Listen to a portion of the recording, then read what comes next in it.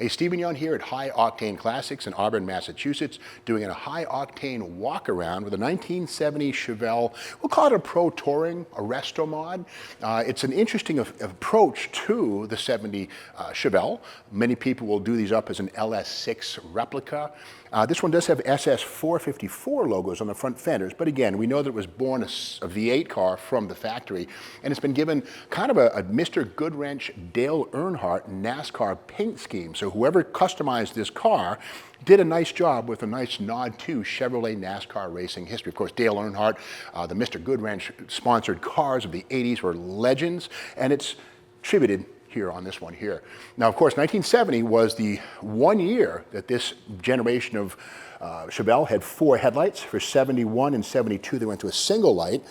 Most people prefer the 4 headlight unit, which I do. Of course, we see here the domed hood, which was a standard feature on Super Sports, whereas the optional ZL2 cowl induction was an evolution of this. So again, when you see this domed hood, you're looking at a Super Sport, but you paid extra for the ZL2 flap that opened up here to allow cold air. But all the same, just a nicely done resto mod, I guess you might say.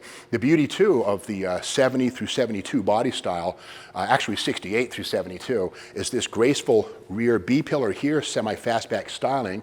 Big interiors on these cars, certainly room for 5 or 6 with the front bench seat. So even though it was a mid-sized car, according to Chevrolet, it almost did the duty of a full-sized car, if you didn't mind a little shoulder rubbing in a long trip. But at the back, we see the SS bumper pad on the rear bumper. And this is, of course, 1970, and this is when the federal government and the insurance industry started to really kind of be concerned with low-speed accident damage on bumpers. So they wanted to have bumper guards, and this was basically Chevy's answer to those regulations, a very early first step, and this was considered a bumper guard. But it also looks fantastic. Let's take a peek inside this 70 Chevelle. Inside this sporty 70 Malibu, we have Super Sport Astro bucket seats, the Super Sport 3 circular pod instrument panel. Of course, a more mundane Chevelle would have had a horizontal speedometer, so again, sporty effect there. And between the seats, this is a classic of the aftermarket industry, the B&M ratchet shifter. What is a ratchet shifter? Well, when you're shifting your automatic transmission, you want to be able to hold each gear, but not have to focus too much on the effort. See right here, it's currently in first gear. So if you're in a drag race, you're going to start in first gear, hit it one time, second gear, hit another time, into drive you go, without having to mess around with, looking down to get it just right. So that's the beauty of a ratchet shifter. And B&M, one of the pioneers in aftermarket shifters for automatic applications going back to the 60s, and a classic piece of day 2 upgrade right there. But again, a classically proportioned and presented interior on this SS Tribute 70 Malibu. But we all know the most important thing of any car is the heart, the engine. Let's look under the hood. It's one thing to have a 454 fender emblem. It's a whole other thing to actually have one under the hood. We have to investigate. The hood pins are cool on this one. And by the way, when you're removing a hood pin, the best way to do it is to put your hand here and then allow it so it can't go too far and scratch the paint. So again, just sort of use your knuckle in your other hand to limit the amount of motion so you don't go just a little pro tip there.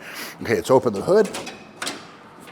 And there it is, yes, big block Chevrolet. First seen in 1965 and used well into the 1990s.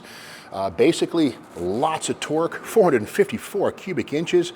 But like any engine, it does respond well to upgrades. Here we have a Stealth Y-end dual-plane aluminum intake manifold, a Holley 4-barrel carburetor. These are better than the low-rise iron items from the factory. Of course, aftermarket aluminum valve covers, which help to give room for the high lift camshaft so the rocker arms don't tap the tin covers. And of course, tube steel headers, which are far better than the cast iron manifolds. And the ignition on this one, it has an MSD digital 6AL, high temperature spark, high RPM capable, and otherwise pretty much stock under the hood, and there's nothing wrong with that. These are very capable, got to be at least 400 horsepower going on right here, feeding 450 foot-pounds into that turbo 400 automatic with that B&M ratchet shifter. A lot of fun this car would be. 12-bolt rear axle, by the way, which is a very good thing too, because that's a tough axle. It'll hang in there with this engine for sure. And when you see the power brakes here, we have to say it's fun to go fast, but how about stopping?